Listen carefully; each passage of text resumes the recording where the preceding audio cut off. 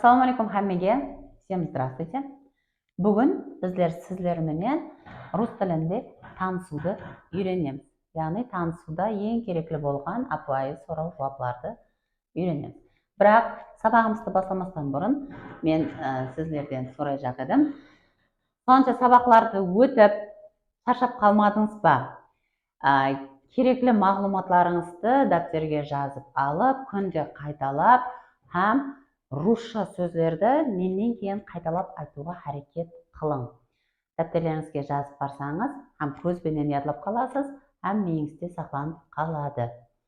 Қандай да бір қиыншылықтар болып отырған болса, комментарийде жазып кетсеңіз, мен әлбетте жауап қайтаруға әрекет етемін. Енді танысуды бастаймыз. Бірінші болып сәлемдесу. Здравствуйте. Здравствуйте деген біздердің қарақалпақ тіліндегі ассалаумалейкум деген. Бұны сіздер жасы үлкендерге һәм жасы кішілерге айтсаңыз болады, farqы жоқ. Көпшілікке бір сұрау бір сөзбенен айтсаңыз болады. Здравствуйте деп. Енді здравствуй. Здравствуй дегені әлек алғаны. Яғни мен өзімнен кішіге, маған жасы кішілер здравствуйте деп құрмет етіп сәлем берсе, мен жасы кішілерден әлек алуыма болады. Здравствуй деп. Енді привет деп сәлемдесуге болады. Привет деп өзіңіздің жасыңызбен теңдестеріңізге, жора жолдастарыңызға сөйтіп сәлем берсеңіз болады.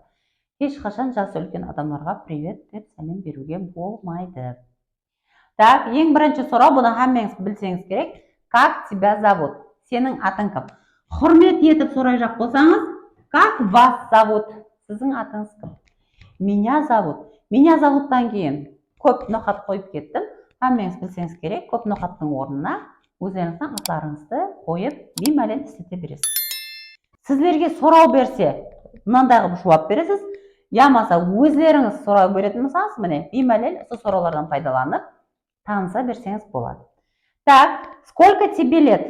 Жасың нешеде? Ямаса сен неше жастасың?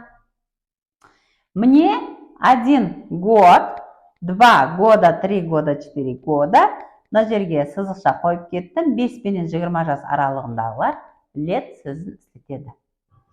Енді үшінші сұрау.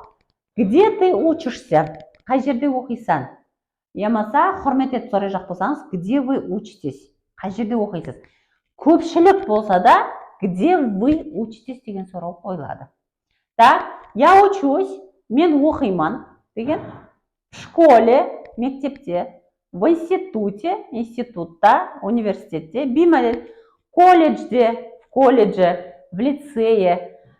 Қай жерде оқығаныңызға қарап, жауапты сондай қылып түзе бересіз, яғни айта бересіз.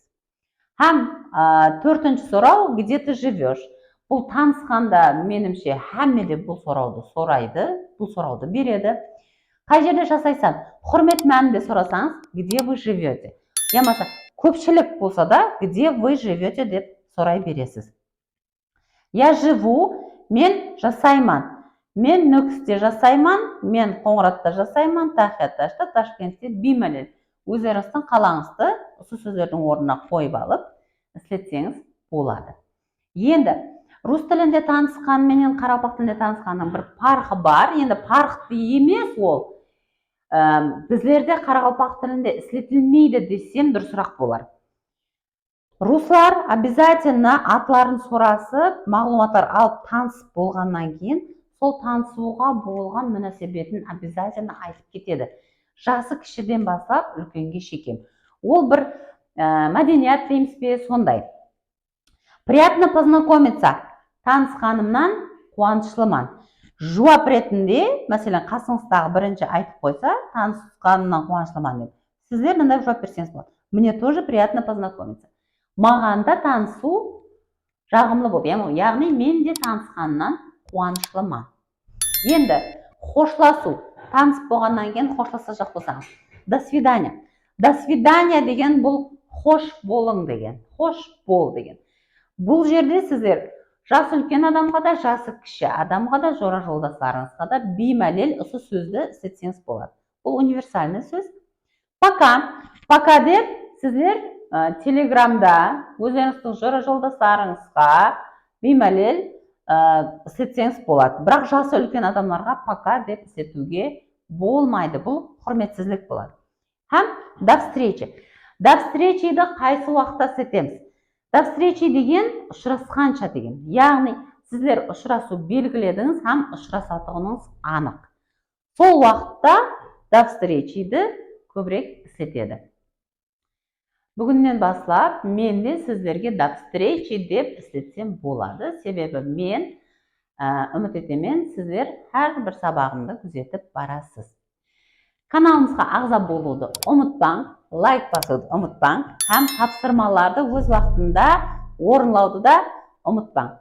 Сұрауларыңыз һәм қандай да бір предложенияларыңыз болса, комментарияға жазып кетің. До встречи!